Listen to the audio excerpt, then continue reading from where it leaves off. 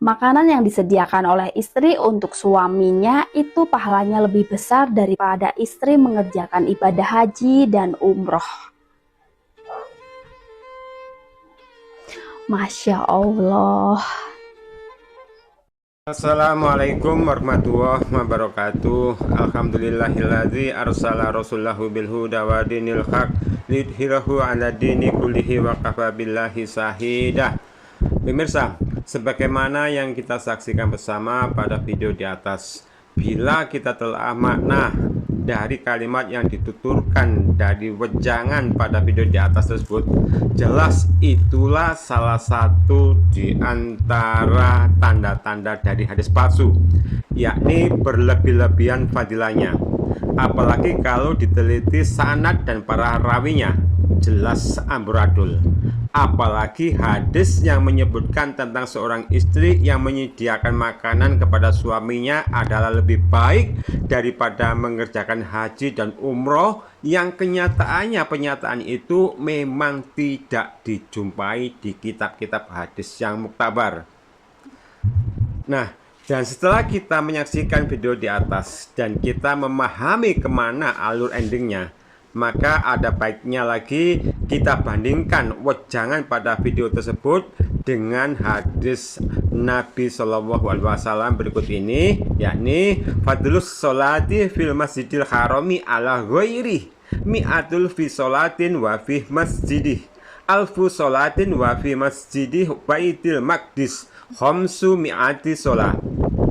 Keutamaan sholat di Masjidil Haram dibandingkan dengan masjid lainnya 100.000 kali lipat sholat, dan di masjidku, yakni Masjid Nabawi Madinah, 1000 kali lipat sholat, dan Masjid Baitul Maqdis, yakni Masjidil Aqsa, 500 kali sholat di tempat lain.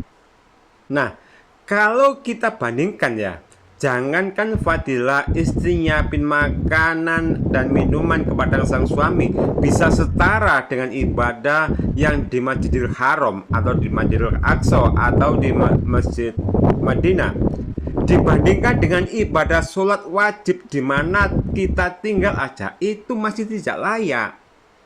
Kenapa kok tidak layak?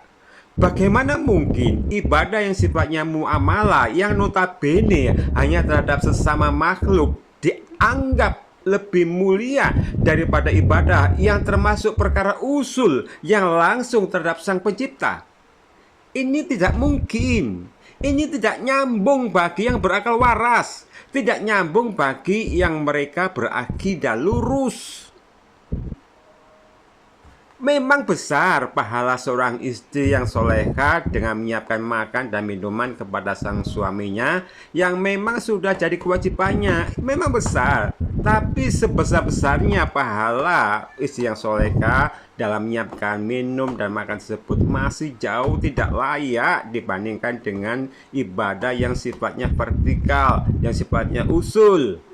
Nah, kalau wejangan sebagaimana video tersebut, pahala atau fadilahnya masih tidak layak bila dibandingkan dengan pahala dari sholat wajib di mana kita tinggal, maka sangat jauh tidak layak lagi bila dibandingkan dengan ibadah di Masjidil Haram yang telah jelas dan gamblang dinyatakan oleh Rasulullah Shallallahu Alaihi Wasallam bahwa ibadah di Masjidil Haram itu pahalanya 100.000 kali lipat daripada di tempat-tempat lain selain 3 tempat tadi. Nah, kalau segitu banyak selisihnya, kok bisa lebih baik dengan hanya ngasih makan dan minum kepada suami?